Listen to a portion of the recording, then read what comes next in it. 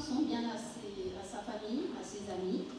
Et puis nous aussi, comme la parole de Dieu nous dit, voilà, pleurons avec ceux qui pleurent et réjouissons-nous aussi avec ceux qui se réjouissent, mais vraiment que nous puissions avoir à cœur de porter cette famille dans nos prières. Donc il faut que je lui envoie la clé.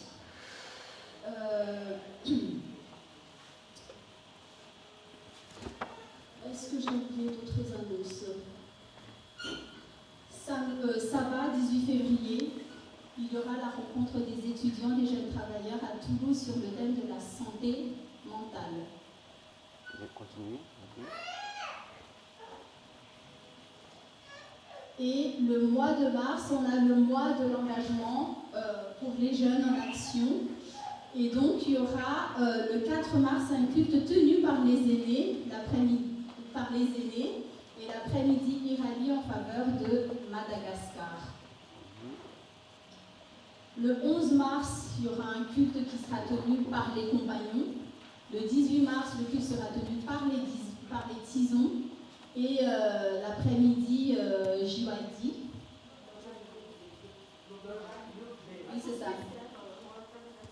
Voilà, donc les jeunes, tenez-vous prêts. Du 18 au 25 mars, ça sera la semaine de prière pour la JA.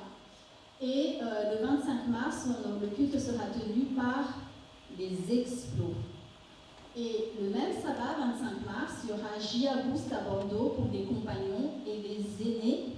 Pour ceux qui ne se sont pas encore décidés, manifestez-vous très rapidement pour que l'organisation puisse se faire dans des conditions optimales.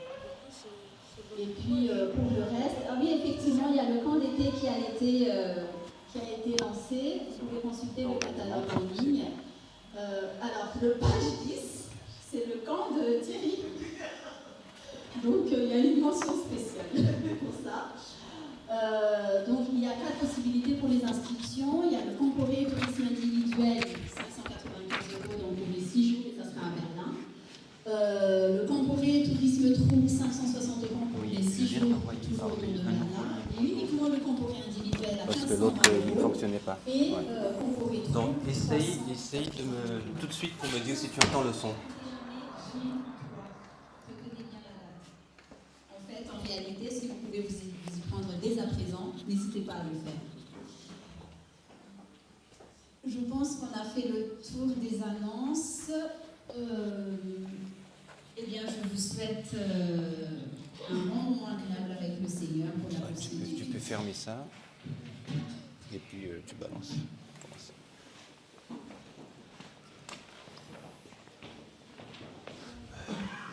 Sans les feuilles. Les programmes, s'il te plaît. Tu gardes un et puis je prends les autres.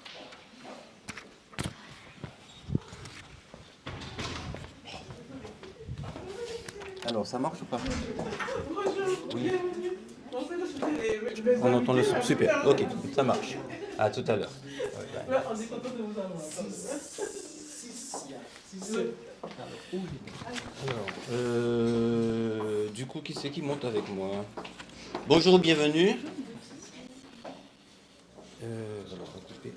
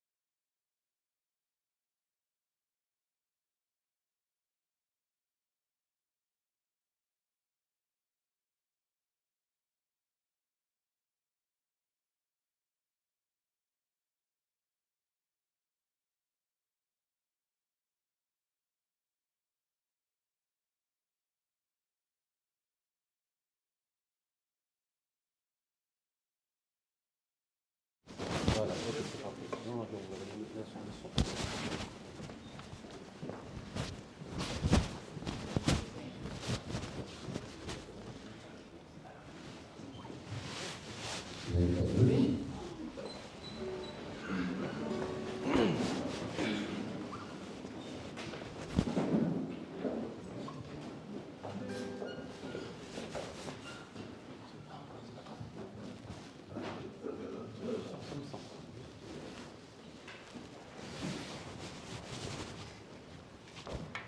Psaume 100.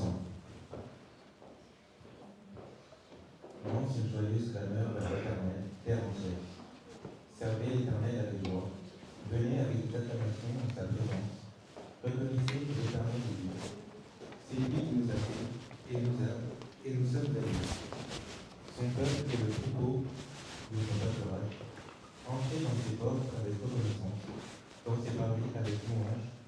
Célébrez-le, bénissez son nom. Car l'Éternel est bon, sa bienveillance dure à toujours, et sa fidélité de génération en génération. Amen. Merci, Amen. Poussons des cris de joie vers le Seigneur, parce qu'avec lui, nous sommes en sécurité. Nous n'avons rien à craindre. Ne crains rien, je t'aime, je suis avec toi. Promesse suprême qui soutient ma foi. La sombre vallée n'a plus de terreur.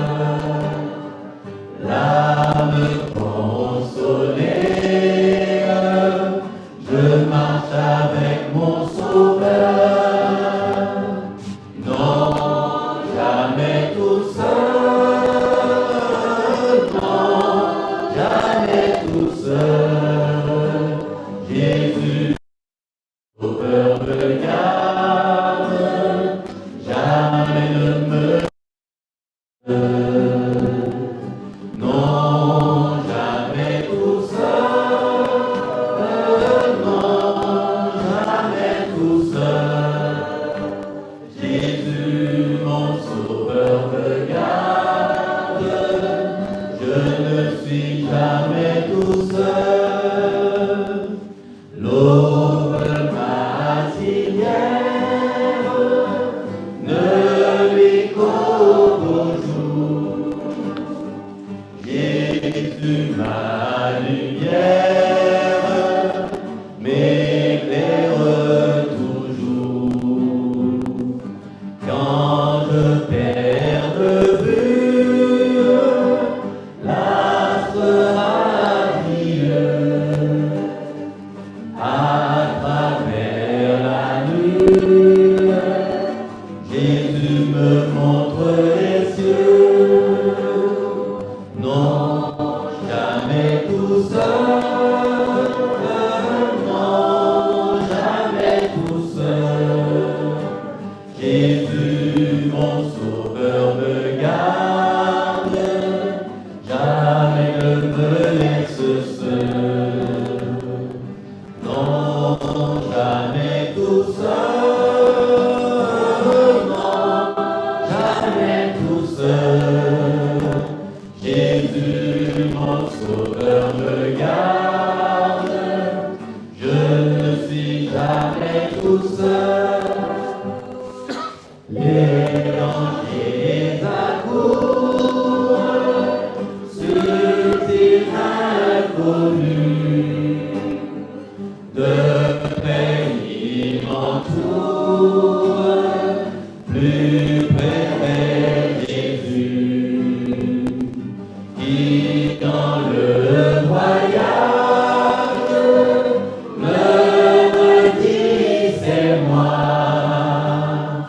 Ne crains rien, courage, je suis toujours avec toi. Non, jamais tout seul, non, jamais tout seul. Jésus, mon sauveur, me garde, jamais ne me laisse seul.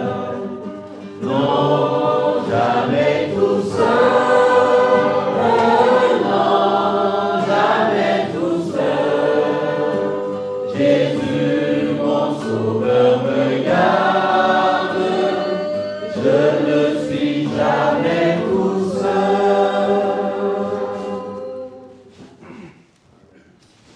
Et oui, c'est un Dieu qui est prévoyant, qui ne nous abandonne pas quand nous passons par des moments difficiles.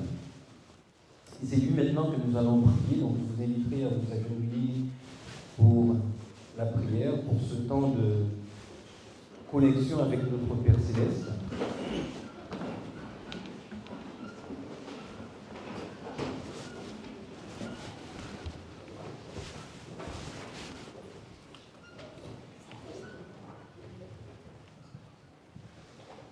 Notre Père qui est dans les cieux, que ton nom soit sanctifié, que ton règne vienne sur cette terre comme dans le ciel. Merci d'avoir pourvu pour nous à notre nourriture de chaque jour. Merci de nous avoir permis de nous retrouver dans ce lieu pour te louer, pour t'adorer, pour poser à tes pieds nos préoccupations, nos soucis. Seigneur, tu les connais. Et tant que nous serons sur cette terre, ils seront à la chaîne les uns derrière les autres, mais tu nous dis dans Matthieu 6 que nous ne pouvons pas ajouter une coudée à notre vie par le souci que nous nous faisons. Et c'est pour cela que tu nous invites aussi à te poser à tes pieds. Et dans le nom de Jésus-Christ, Seigneur, nous prions que tu nous libères de ces préoccupations, qu'elles soient au niveau de la santé, qu'elles soient au niveau matériel, financier ou autre, et de nous à tout déposer maintenant à tes pieds. Car tu nous dis que tu ne nous délaisseras pas, que tu ne nous abandonneras pas. Éternel, nous avons une pensée pour la famille Bétier, Seigneur, qui passe par ce moment de deuil, que tu puisses être là aussi pour eux en réconfort. Nous pensons à toutes les autres familles qui sont passées par ces moments difficiles et qui sont encore dans cette peine. Toi qui es le grand consolateur, veuille les accueillir dans tes bras d'amour et permettre que nous aussi, Seigneur, que nous soyons des bras, des épaules pour être à leur côté. Nous prions, Seigneur, pour celles et ceux qui sont en recherche d'emploi, que là aussi ta main les guide, les conduise. Et pour toutes les autres demandes, Seigneur, que nous ignorons, mais que toi tu connais, veuille les accueillir et permettre que très bientôt, dans des cris de joie, des chants d'allégresse, chacun puisse te rendre la gloire qui t'est due. Aujourd'hui, c'est un sabbat particulier où une de tes enfants recevra une consécration spéciale pour le ministère qu'elle accomplit dans cette église. Merci encore de ta présence au milieu de nous. Nous prions aussi que nos cœurs à tous soient lavés, purifiés dans le sang de Jésus-Christ et que nous soyons accueillis devant ton trône de grâce. Par les mérites de Jésus-Christ, nous t'avons prié. Amen. Amen.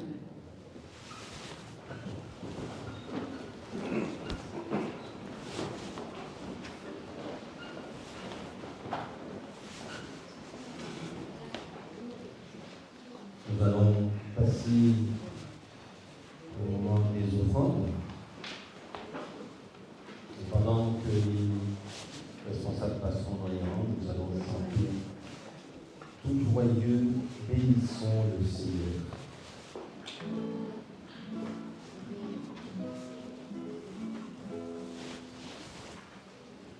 Tout joyeux, bénissons le Seigneur.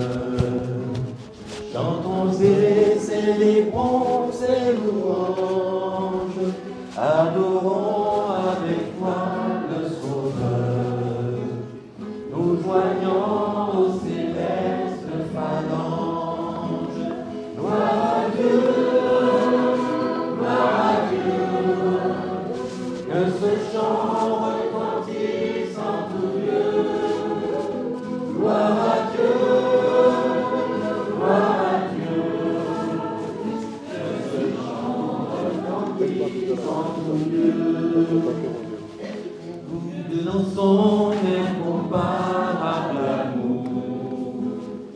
du ciel envoya son Fils unique, et la terre et les cieux en ce jour s'unissent pour chanter ce cantique. Gloire à Dieu, que ce chant retentisse en tout lieu. Gloire à Dieu, que ce chant retentisse en tout lieu. Nous voulons désormais, bon Sauveur, t'aimer par-dessus toute autre chose, comme ton amour dans notre cœur, et puis de chacun de nous dispose. Gloire à Dieu,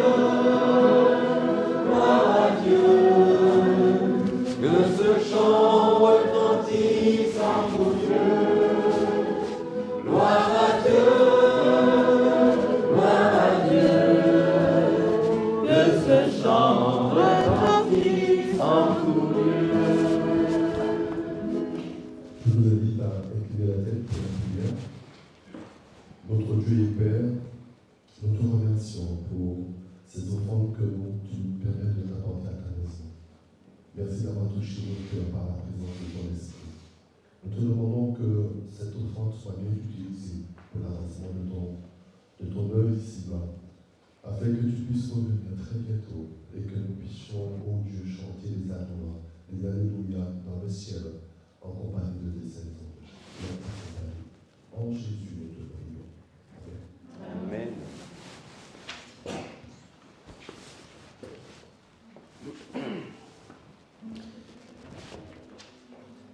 Comment allez-vous ce matin? Bien? Sûr? Est-ce que votre âme a envie de bénir l'Éternel? C'est un peu timide, on sait pas qu'il fait froid, on va attendre qu'on se réchauffe un peu. Alors vous allez vous lever avec moi et nous allons bénir ensemble l'Éternel, car il continue à faire de merveilles.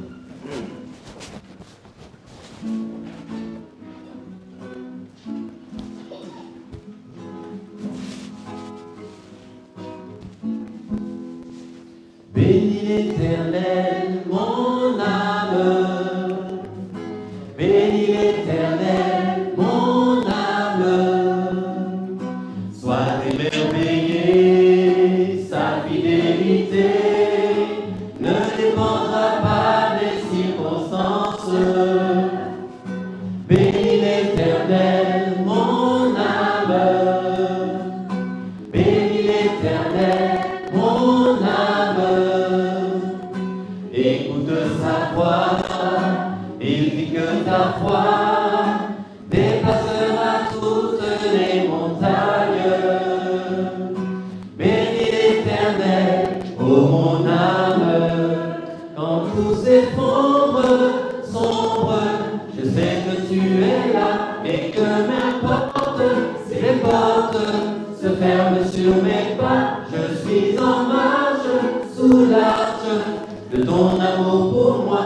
J'ai cru tu es roi et j'avance à ta suite. Bénis l'Éternel, mon âme. Bénis l'Éternel, mon âme.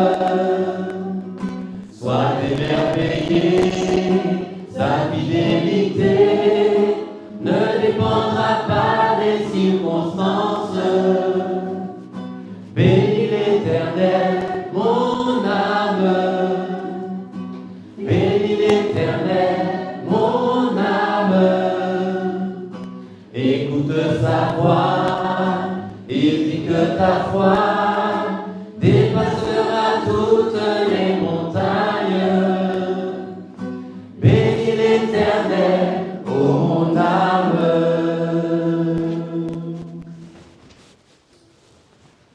Sans Jésus, qui peut vivre? En tout cas, pas moi. Puisque ce souffle de vie qui nous anime vient de lui.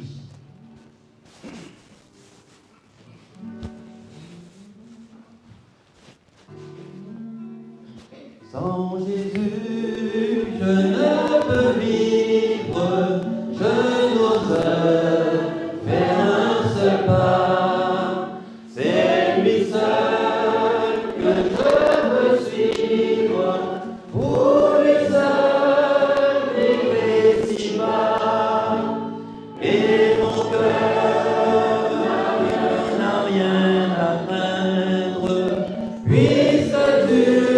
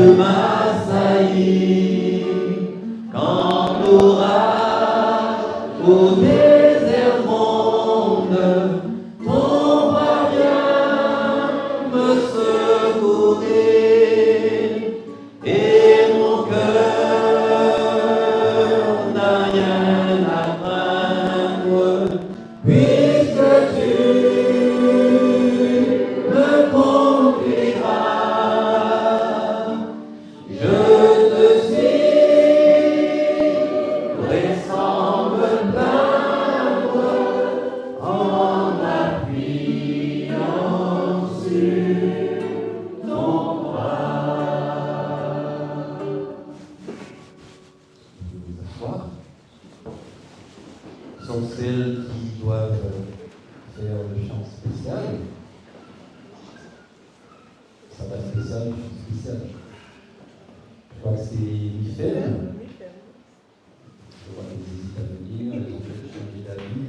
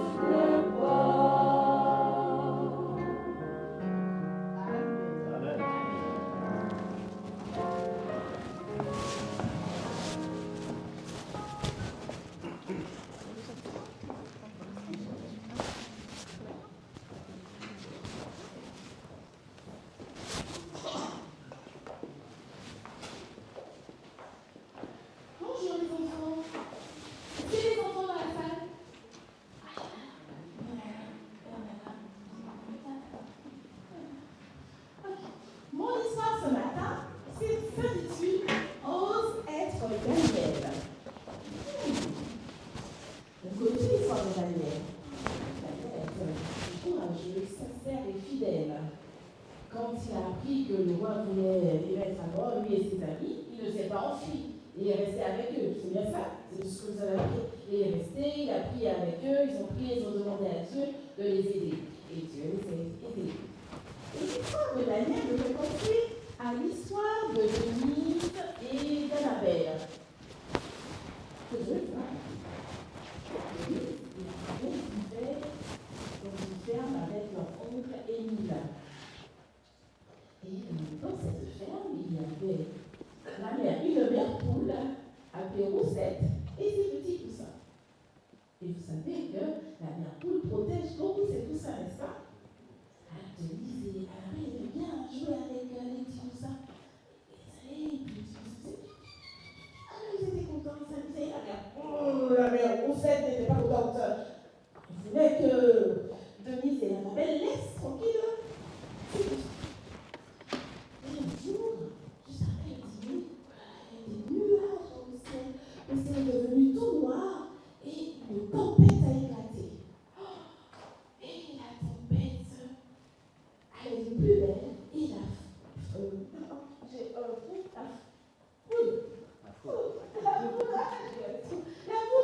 est tombée et il y a eu le feu. Le feu dans cette ferme. Et le temps que l'oncle Émile vienne pour aider à mettre tout en place, malheureusement, il y avait le feu partout.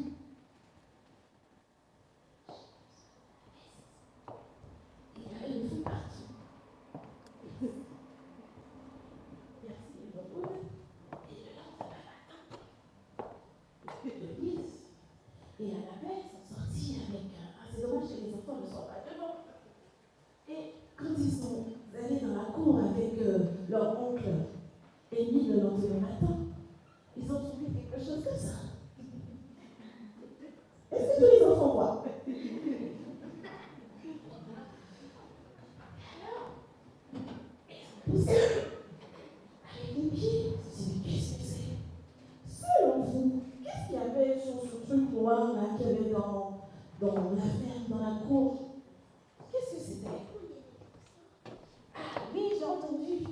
Et oui, c'était la poule, la mère Roussette, qui avait protégé ses petits du feu. Et quand Denise et Annabelle ont soulevé l'objet noir, ce qu'ils pensaient être un objet, au-dessus, il y avait des petits poussins bien vivants qui ont commencé à piailler, très contents. Et en fait, la carapace, l'objet, c'était la carapace de la mère Roussette. En fait, quand il y a eu le feu, au lieu de s'enfuir pour se protéger, elle a protégé ses petits, parce que si elle était partie se protéger, les petits ont paniqué et se sont fait bouler. Donc elle a protégé ses petits, et donc ses petits survécu. Elle a osé aussi être Daniel. Elle a été sincère, elle a accompli sa mission jusqu'au bout. Et il y a quelqu'un ce matin qui veut oser être Daniel. Elle s'appelle Rosée. Elle veut oser être Daniel, elle veut être sincère et accomplir la mission jusqu'au bout. Sinon cela, qu'elle va s'engager dans l'ancien-là. Et tu vas aller voir que le pasteur Thierry va faire une prière spéciale pour elle ce matin. Oser être Daniel. Est-ce que vous voulez oser être Daniel, être sincère et fidèle jusqu'au bout aussi? Oui. Amen. Gloire à Dieu. Je vais prier pour vous pour que cela se fasse ainsi.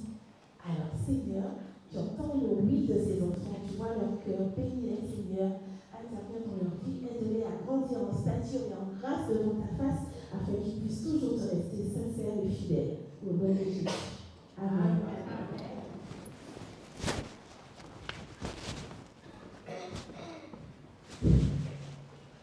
Donc, rebonjour. Donc, je vois beaucoup de visages que je n'ai pas vus depuis un moment, et d'autres que je n'ai jamais vus. Donc, en tout cas, quel que soit, alors comment on dit la chanson, peu importe l'endroit d'où tu viens, si tu te tiens au creux de sa main, donne-moi la main, mon frère ou ma sœur, et tu seras heureux et heureuse. Alors, il faudrait que quelqu'un dont je ne connais pas la voix, donc ça veut dire que ça s'adresse pas aux membres réguliers de Limoges, se lève et nous lise 1 Corinthiens, chapitre 4, et le verset 2. Alors l'idéal serait été dans la version parole de vie, mais je pense que vous ne l'avez pas forcément, sauf si vous avez l'application. 1 Corinthiens chapitre 4, verset 2.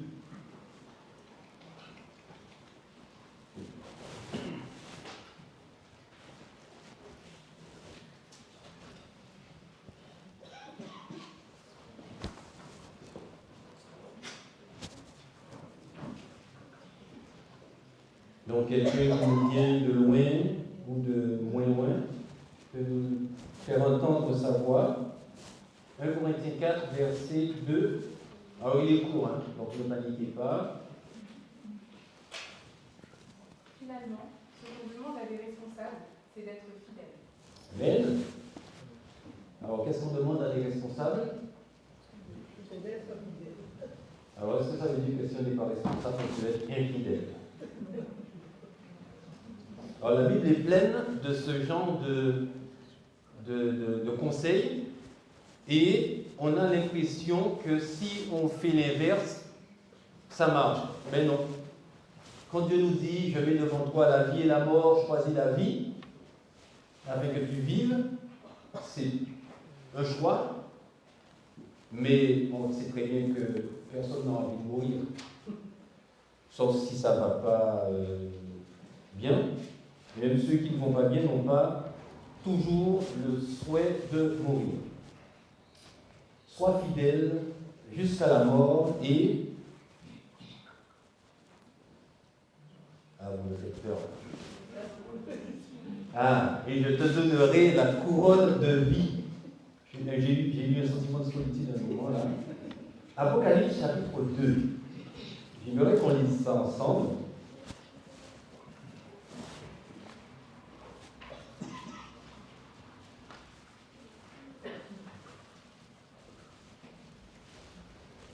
Alors c'est une lettre qui a été écrite par l'apôtre Jean, et il a envoyé cette lettre à l'église de Smyrne. Alors pas celle qui est en Martinique, hein, une autre, bien plus ancienne. À partir du verset 8, on peut lire « Voici écrit à l'ange de l'église de Smyrne, voici ce que dit le premier et le dernier. Celui qui était mort et qui est revenu à la vie. Je connais ta tribulation et ta pauvreté, bien que tu sois riche, et les calomnies de la part de ceux qui se disent juifs et ne le sont pas, mais qui sont une synagogue de Satan. Ne crains pas ce que tu vas souffrir. Voici, le diable jettera quelques-uns de vous en prison afin que vous soyez éprouvés, et vous aurez une tribulation de 10 jours. Sois fidèle jusqu'à la mort, et je te donnerai la couronne de vie. Que celui qui a des oreilles entende ce que l'Esprit dit aux églises. Celui qui vaincra n'aura pas à souffrir la seconde mort. Qu'est-ce que la fidélité? Alors, est-ce que vous avez une définition? Imaginez qu'un enfant vous demande « Qu'est-ce que la fidélité ?» Qu'allez-vous lui répondre? Alors, il y a des enfants, donc je vais leur demander s'ils ont compris. Donc, qu'est-ce que la fidélité? Comment expliquer cela? Comment? La constance dans l'attachement. Oula, tu as compris déjà? Non, moi non plus. Alors, essayez de mettre ça à la portée des enfants. La constance dans l'attachement, on comprend ce que ça veut dire quand on a un peu plus d'âge. Tenir ses engagements jusqu'au bout. Ah, ils font. Donc, quand on décide, alors Céline a parlé tout à l'heure de Daniel, on a aussi ses 3 compagnons. Vous vous rappelez quand le roi a décidé de les envoyer dans le feu? Oui. Pourquoi? Parce qu'ils ont choisi d'être fidèles à Dieu. Qui c'est qui a déjà été brûlé?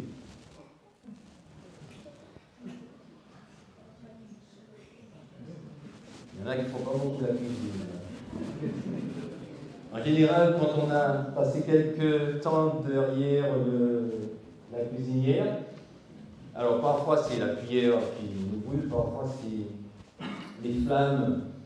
Alors quand on faisait le repas sur le charbon, sur les braises, là, on avait un peu plus d'occasion de se brûler. Et ça me fait penser que je vous avais promis de vous montrer mon reportage notre séjour en Guyane anglaise. Et ça n'a toujours pas eu lieu. Donc, faites-moi y penser. Il y a une histoire de feu aussi là-dedans. Celui qui est fidèle n'est pas toujours celui qui est récompensé. On vit dans un monde où ce qui est mis en avant n'est pas forcément ce que la préconise. Et quand Dieu dit à cette Église de persévérer, d'être fidèle jusqu'à la mort, on veut bien être fidèle, mais quand notre vie est en jeu, là on commence à se poser vraiment des questions. La fidélité, c'est la constance, c'est rester dans un engagement. J'ai choisi, par exemple, d'amener tous les matins une pomme pour la maîtresse ou pour le prof. Alors c'est parce que j'ai un verger, comme chez Patrick, on a plein de pommiers, donc du coup, je peux prendre un engagement pareil, ou en tout cas pendant un mois. Mais la maîtresse m'a donné une mauvaise note. Et du coup, est-ce que j'aurais toujours envie de lui ramener une pomme le lendemain? Si je ne le fais pas, je ne suis pas fidèle à mon engagement. Et c'est ça en fait, la fidélité selon Dieu, c'est un engagement qui ne varie pas en fonction de mon humeur, en fonction de ce que j'aimerais qu'il se passe. Vous imaginez si Dieu, lorsqu'il est venu sur terre en la personne de Jésus, s'était dit, allez là, il faut aller sauver les humains. Et ils arrivent devant un Judas qui leur fait voir des misères. Et puis se dit, ah, le gars il est avec moi pendant 3 ans et demi, et il me trahit comme ça, ah non, j'arrête tout, je rentre chez moi. On ne serait pas là, les amis. La fidélité de Dieu va jusqu'au but. Alors dans le dictionnaire, c'est la qualité de quelqu'un dont l'attachement, le dévouement à une personne reste constant et sur lequel on est sûr de pouvoir compter. Alors on dit tout le temps, ou souvent, tu peux compter sur moi.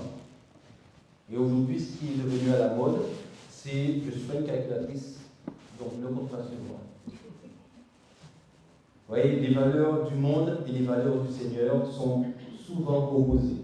Alors l'église de Smyrne, donc le mot Smyrne signifie, en fait ça donne l'idée de, prenez par exemple quand vous prenez du romarin dans votre jardin et que vous l'écrasez, il se passe quoi? Ou bien du thym, si vous n'avez pas de romarin dans votre jardin, du thym. En tout cas, quand vous prenez de la menthe, une plante qui aromatique, et que vous l'écrasez, la souffrance de la plante se transforme en parfum. Et ça, c'est l'image, en tout cas, qui est mise par l'apôtre Jean lorsqu'il choisit ce nom pour l'Église. Donc, c'est de la myrrhe, quelque chose dont une bonne odeur se dégage. Une Église persécutée, mais qui dégage une bonne odeur. En général, si on peut franciser un peu le truc, voix de la misère, lorsqu'on souffre, on n'est pas toujours un parfum agréable. Quand on vous marche sous les pieds, alors vous venez d'acheter des jolies toutes neuves, en général, déjà on crie, et si l'Esprit de Dieu habite en nous, on va juste crier et on va sourire. Mais si l'esprit est juste en train d'arriver ou de partir, parfois il y a des noms d'oiseaux qui peuvent sortir. Donc la myrrhe n'est pas toujours dans nos cœurs, dans nos vies. Et Dieu nous invite à laisser son esprit nous remplir. Celui qui était mort et qui vit. Donc vous avez deviné de qui il est fait allusion ici. Qui c'est qui était mort et qui vit aujourd'hui? Jésus, vous êtes timide ce matin. Il est revenu à la vie. Alors je ne sais pas si vous vous rendez compte de ce que ça signifie aujourd'hui dire ça dans une société comme la nôtre. C'est passé pour un illuminé. Et il y a eu beaucoup de tentatives de nous faire croire que c'est faux. Mais celui qui parle à l'église de Smyrne leur dit: j'ai été tué, j'ai continué à y mettre un parfum agréable, mais je suis aujourd'hui vivant. La toute-puissance créatrice de Jésus, il l'a démontré en ressuscitant des morts, et il donne cette référence à l'église de Smyrne en disant: vous allez souffrir. Donc le mot affliction dont il est fait mention ici, c'est une sorte de pression, comme si on vous mettait des tonnes de gravats sur le dos. Je connais ta pauvreté, donc c'est pas juste, je crois qu'en France, c'est 800 € chez nous, à partir de, en fait, 700 et 800 € qu'on est pauvre. Donc voilà, c'est pas la même, en tout cas celle de Smyrne, le mot utilisé c'est extrême pauvreté. Donc ils n'ont rien du tout. Donc ils ont été mis sur le banc de la société parce que à l'époque de Smyrne, si on voulait en tant que maçon avoir des chantiers, il fallait être dans une sorte de corporation, de guilde, et dans des associations. Et pour obtenir ces chantiers, il fallait offrir des sacrifices. Enfin, il y avait tout un tas de rituels qui étaient faits dans une vie. Comme les chrétiens refusaient de participer à cela, ils ne pouvaient pas forcément travailler. Alors Jésus va leur dire quand même: vous êtes riches. Donc la richesse, on en parlait ce matin, c'est pas juste financier, c'est dans notre rapport avec Dieu. Amassez-vous un trésor dans le ciel. Donc ils étaient calomniés, bien entendu, par ceux qui se disent juifs mais ne le sont pas, donc les fameux faux frères. Mais l'encouragement qu'il leur est donné n'est pas peur. Donc ne sois pas en train d'avoir peur. Donc c'est vraiment comme si quelqu'un vous répétait ça tout le long de la journée. Donc c'est vraiment un présent continu. Parce que Smyrne était en permanence affligé, persécuté. Vous aurez à souffrir pendant 10 jours, donc 10, une période assez courte, bibliquement parlant, période de test, donc ça équivaut aux persécutions de l'Église chrétienne sous l'empire Dioclétien, donc de 303 à 313. Et aujourd'hui encore, dans certains pays, il y a des chrétiens qui souffrent. Donc vous avez à l'entrée les fameux documents sur l'ACAT, donc les chrétiens qui luttent pour l'abolition de la torture. Et chaque mois, il y a une lettre qui est envoyée à un de ces responsables dans ces différents pays où les chrétiens sont torturés. Mais ce qui est promis, c'est une couronne. Alors pour nous, aujourd'hui, une couronne, ça ne veut pas dire grand-chose. Même pour nous qui faisons des compétitions, qui courons, alors aujourd'hui on donne des coupes, mais au-delà de la feuille de laurier qu'on donnait, la couronne de laurier qu'on donnait, il y avait une sorte de privilège qui était accordé. Donc il y a une autre église où on donne un petit caillou blanc. Donc ça c'était, aujourd'hui ça équivaudrait à une sorte de passe, où vous pouvez aller à toutes les fêtes que la ville va organiser. Comme vous avez gagné, donc c'est votre prix. En fait, ça fait partie des lots qui étaient accordés. Et Dieu utilise, l'apôtre Jean utilise dans son message des choses qui sont compréhensibles à l'époque pour nous dire que si on persévère, on a tout à gagner, mais à gagner ce que Dieu a prévu de nous donner. Pas seulement profiter de notre vie sur cette terre, mais se préparer un trésor dans le ciel. Alors Dieu nous invite à l'aimer, et donc dans 1 Jean chapitre 2, 1 Jean chapitre 2,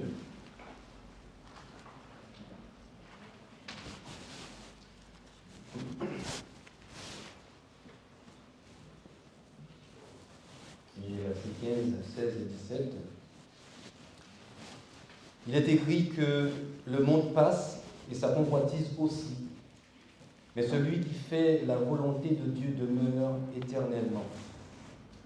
Petits enfants, n'aimez pas le monde, j'ai commencé par le dernier. N'aimez pas le monde, ni les choses qui sont dans le monde. Si quelqu'un aime le monde, l'amour du Père n'est point en lui. Car tout ce qui est dans le monde, la convoitise de la chair, la convoitise des yeux et l'orgueil de la vie ne vient point du Père, mais vient du monde, et le monde passe, et sa convoitise aussi. Mais celui qui fait la volonté de Dieu demeure éternellement. Le monde, c'est tout ce qui s'oppose à Dieu.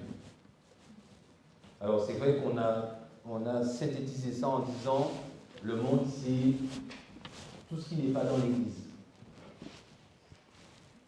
Et avec ce message des 3 anges où on était invité à sortir de Babylone, à sortir du monde, on est tellement sorti du monde qu'on n'a plus aucun contact avec ces gens. Et ça rend difficile la prédication de l'Évangile. Parce que si vous ne parlez pas à quelqu'un, ça peut être compliqué de lui expliquer quelque chose. Après, on peut se dire oui, mais il y a le témoignage, oui. Mais dans notre témoignage, parfois, nous ignorons certaines personnes. Il y a une étude sociologique qui a été menée. Il y a cet homme qui va s'habiller en clochard et qui va être sur une place et il va simuler une crise cardiaque. Donc son cœur, là, il tombe par terre, les gens passent, le regardent, mais personne n'intervient. Ce même homme, il repart, il s'habille en costume, et il retente la même chose.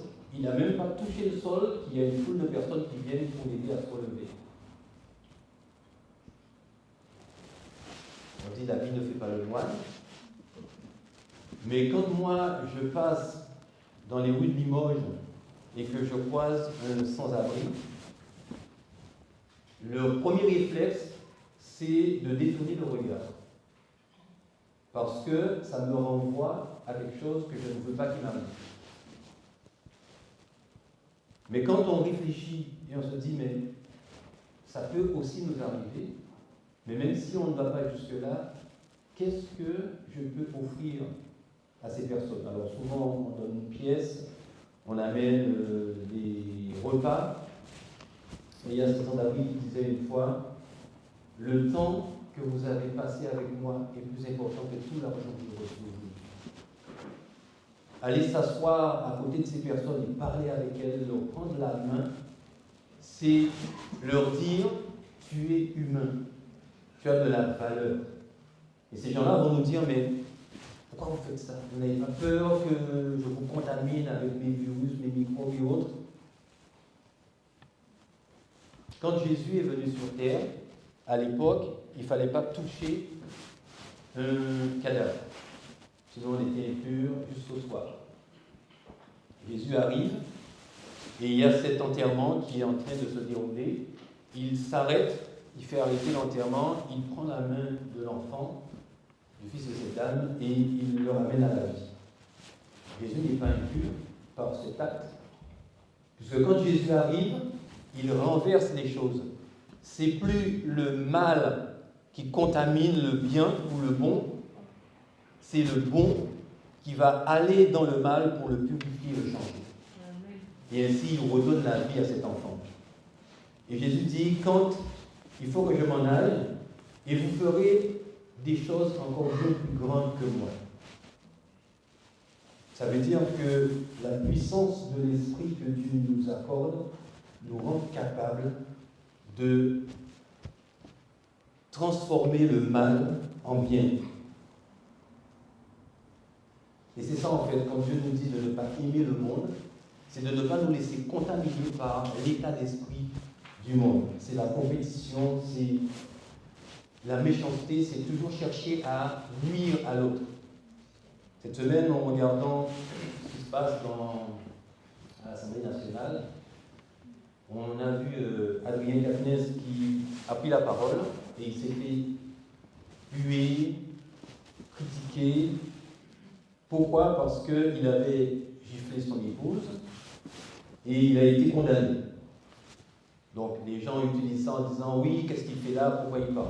Sauf que selon la loi française, vous avez volé un cabri, vous êtes puni, vous êtes sanctionné. Une fois qu'on vous a sanctionné, vous avez payé votre dette. Donc vous êtes à nouveau blanchi. Mais là, on a des pécheurs professionnels qui vont chercher la faute. Alors je ne dis pas qu'il a, je ne suis pas au niveau de la justification de quoi que ce soit.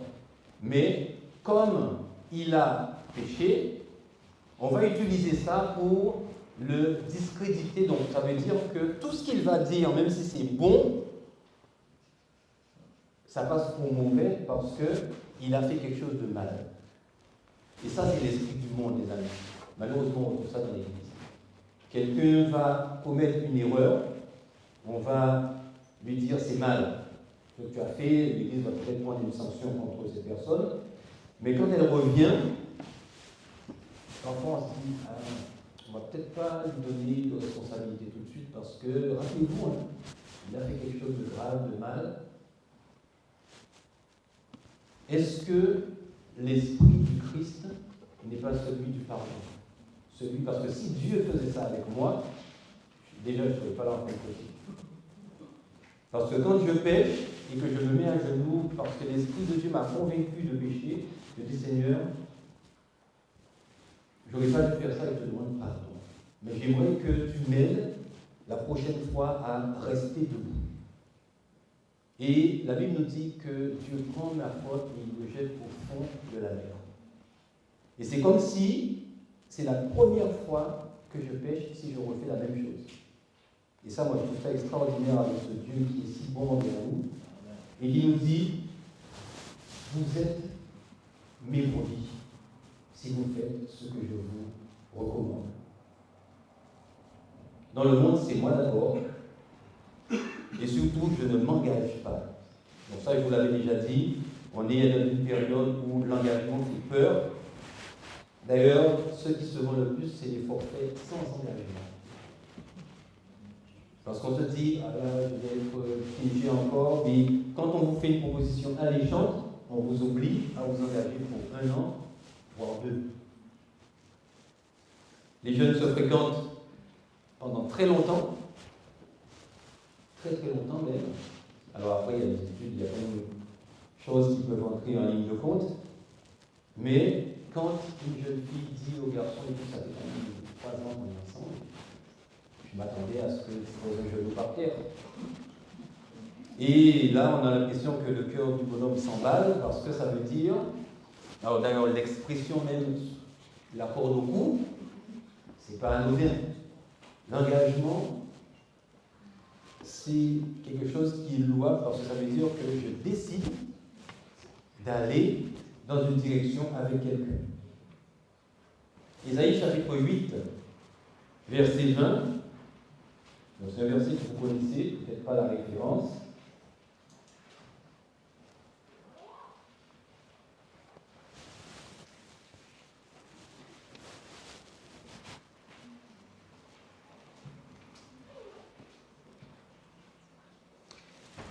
À la loi et au témoignage, si l'on ne parle pas ainsi, il n'y aura point d'aurore pour le peuple. fidélité à la parole de Dieu.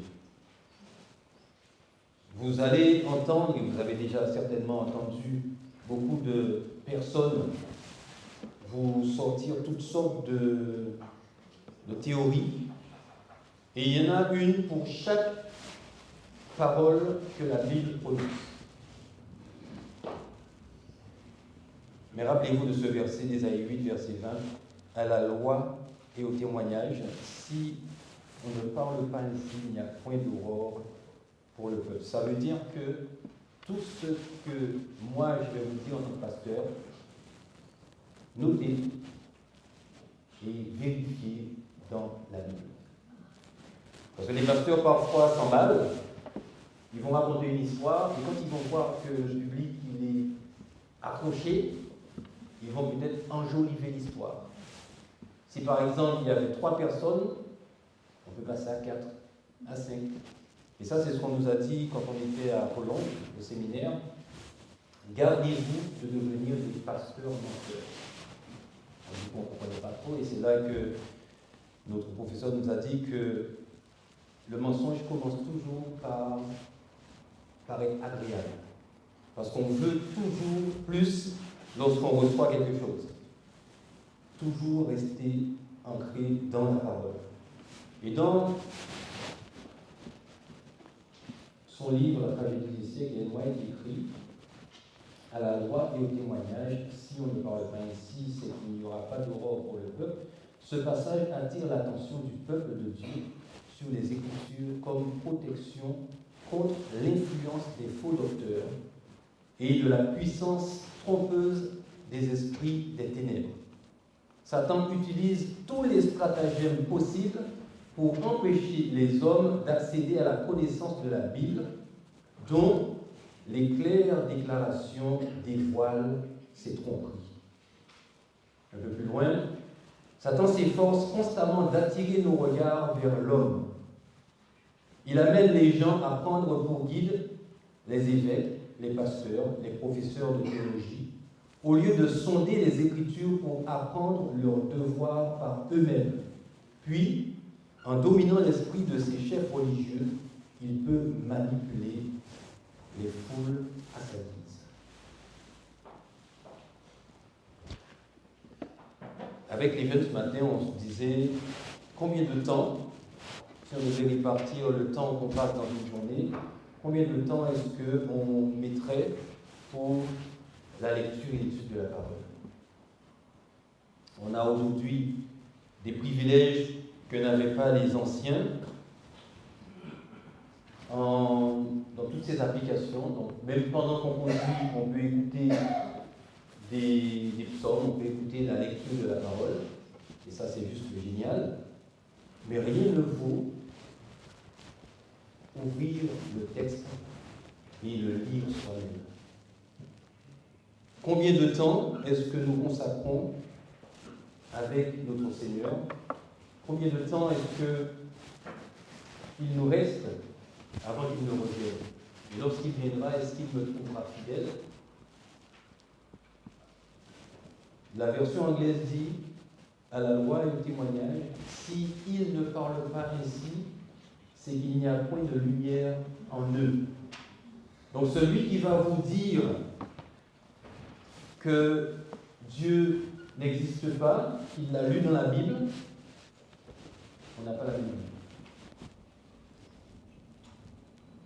Et vous aurez toutes sortes d'individus qui vont arriver, et je vous assure, quand vous écoutez leurs vidéos, donc quelque chose que je vous déconseille, ils ont l'art et la manière. Ils ont des arguments qui paraissent tellement vrais, donc en français on dit que c'est fallacieux, donc ça paraît vrai mais c'est faux.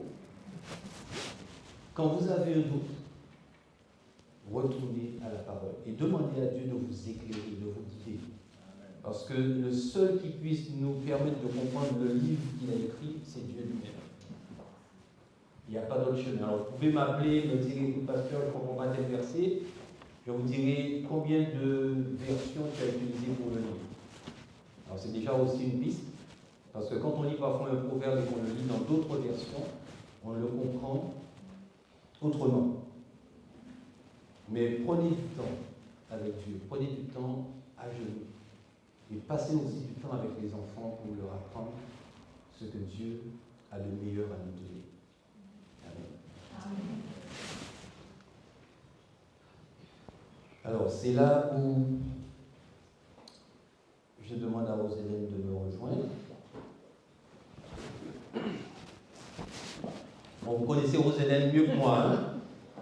Moi, je suis le petit nouveau dans l'Assemblée. Ça fait un moment qu'elle est ancienne depuis combien de temps à l'époque, je vous même avant. 2 ans. 2 ans.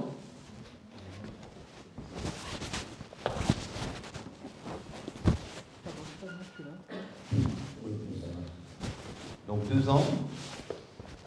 Et est-ce que quelqu'un peut nous expliquer en quoi consiste une consécration, que ce soit pour un pasteur, pour un ancien, pour un diacre?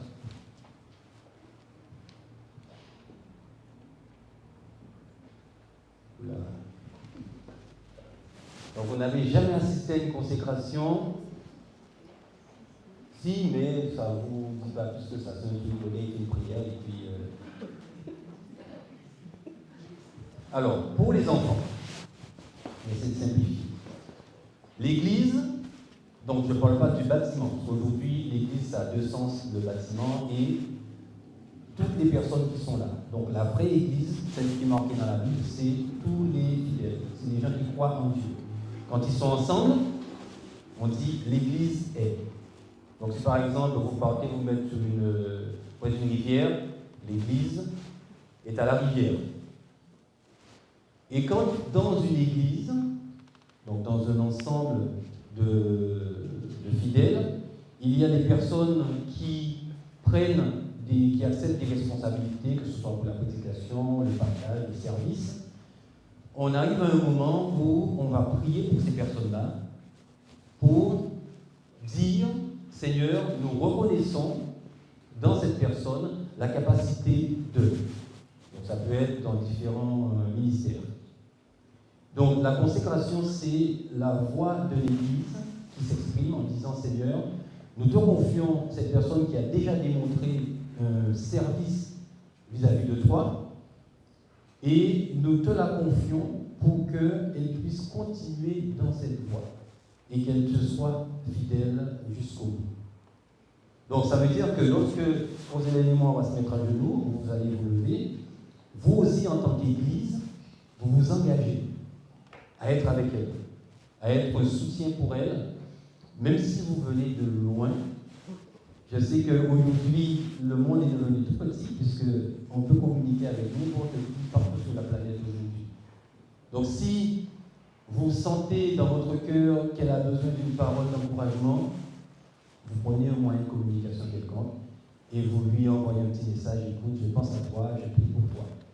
Et vous n'imaginez pas le bien que ça fait. Quand vous êtes dans le creux de la vague et que vous recevez un message, j'ai pensé à toi aujourd'hui et j'ai prié pour toi. Les amis, ça, c'est du pain béni. Oui, Jésus, c'est le pain de vie.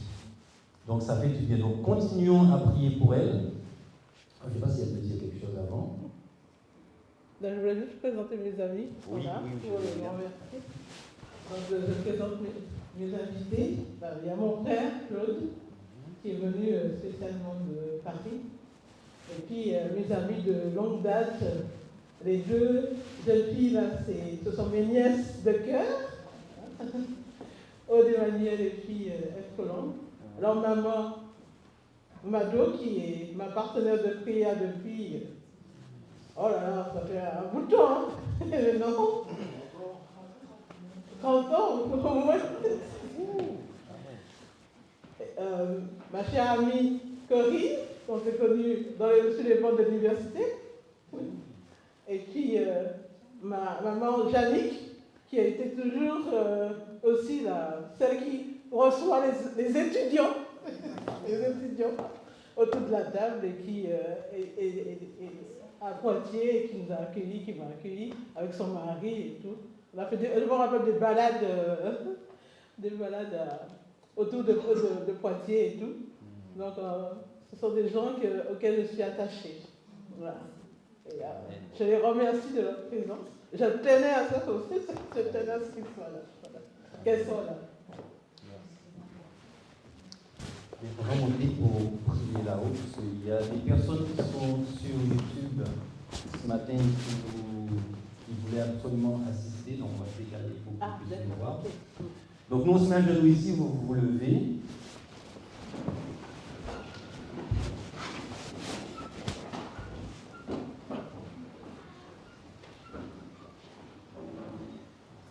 Notre Père qui est dans les cieux, une fois de plus, nous t'adressons la parole, car dans ta parole, tu nous as dit que quand 2 ou 3 sont rassemblés, tu es au milieu d'eux, rassemblés en ton nom. Et ce matin, cette église de Limoges, amplifiée par nos bien-aimés d'ailleurs, nous venons te présenter Rosélène. Et quand je dis présenter, nous savons que tu la connais mieux que nous-mêmes. Et nous prions, Seigneur, afin que tu répandes sur elle ton Esprit Saint, que tu continues à affermir sa foi, que tu continues, Seigneur, à l'accompagner, à la guider et à l'aider à rester fidèle jusqu'au bout, afin qu'à ton retour, Père, elle soit debout et qu'elle dise « Voilà celui en qui j'ai placé ma confiance ». Merci de répandre cette onction sur elle, en lui accordant la sagesse dans ces moments d'échange, que ce soit au sein de l'Église, mais aussi à l'extérieur. Et que partout où elle passe, Seigneur, ta lumière brille sur son visage comme celui de Moïse, et que des personnes soient attirées vers toi à travers elle. Merci pour ce qu'elle a déjà accompli pendant ces années passées, et continue, Seigneur, à nous mettre au bénéfice de ce qu'elle nous offrira encore. Ce sont les grâces que nous réclamons par les mérites de notre Seigneur Jésus-Christ. Amen. Amen.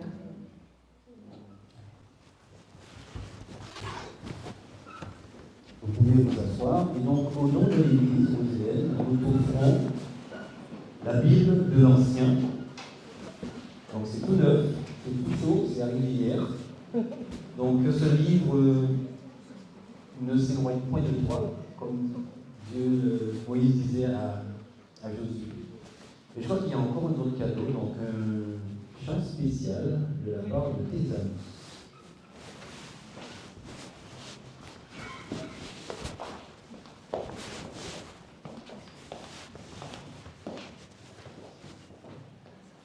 Bonjour à tous. Je suis très heureuse d'être parmi vous aujourd'hui. Et j'ai un petit message spécial à vous donner. Vraiment, demeurer dans la présence de Dieu. Merci pour la bénédiction que tu es dans nos vies et dans la vie de tous les gens que tu croises. Sa présence, c'est le titre du chant.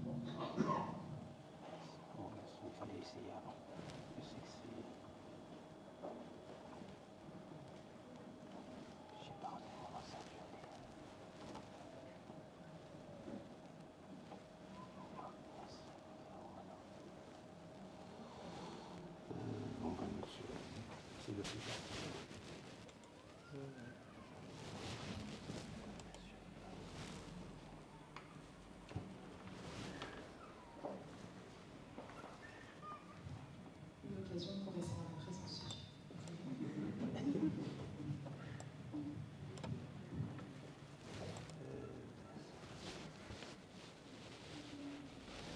C'est le groupe ADN.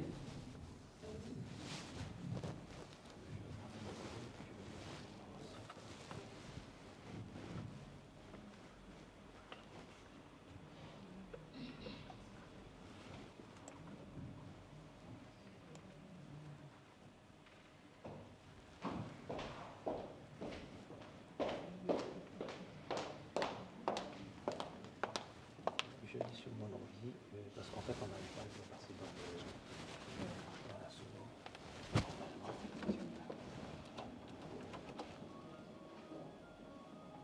Je sais pas pourquoi ils ont modifié tout le tout. Alors je le recherche et puis je vais sa présence.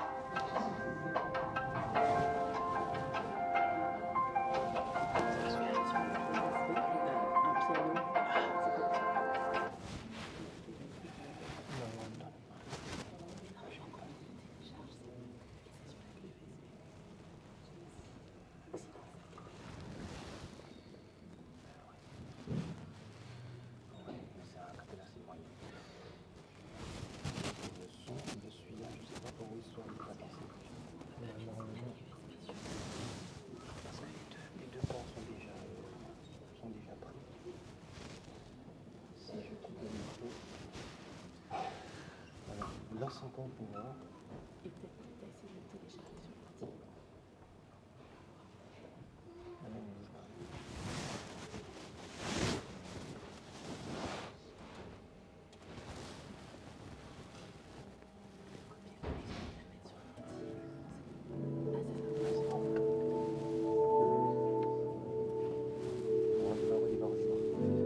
Stop.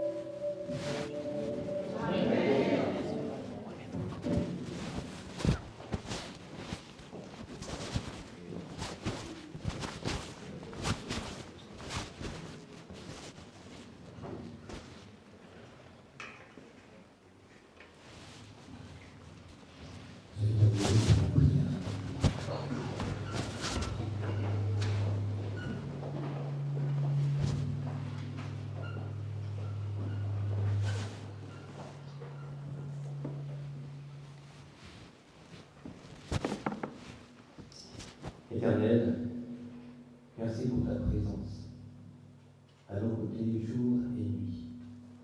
Merci d'avoir été avec chacun d'entre nous. Merci d'avoir conduit nos élèves ici. Merci de nous avoir aussi permis de découvrir qui elle est. Nous prions, Seigneur, que nous puissions continuer les uns avec les autres à rechercher ta présence, à rechercher ta grâce. Car la seule chose qui puisse vraiment nous faire du bien, c'est ta présence dans nos vies, c'est ta présence dans nos cœurs. Amen. Amen. Alors, c'est de vous pour la bénédiction. Je vais lire dans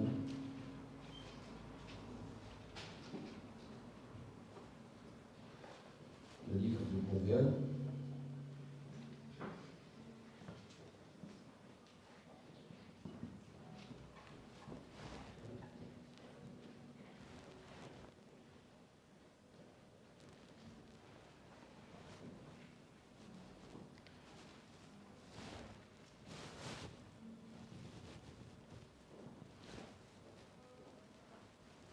Que la bonté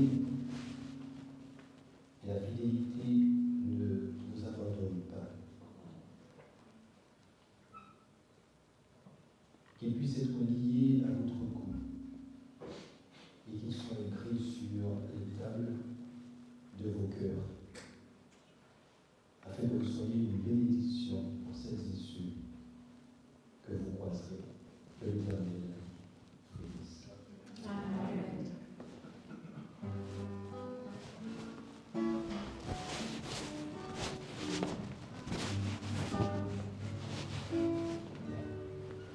Que l'Éternel te bénisse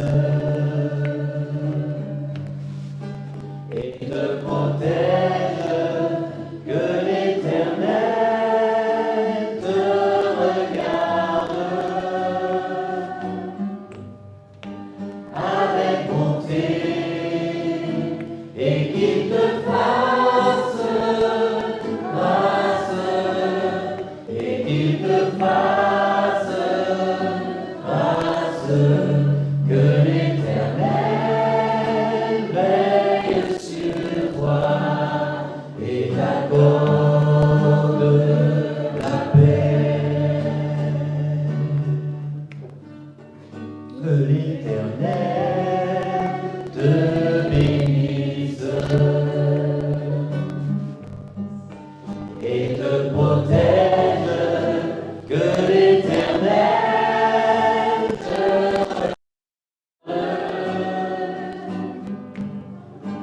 avec bonté et qu'il te fasse grâce et qu'il te fasse grâce.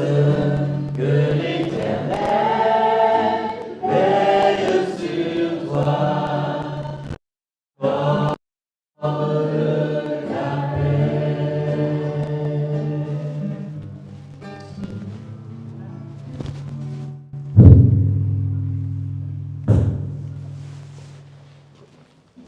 Je vous souhaite un bon sabbat et une belle fin de journée avec le Seigneur.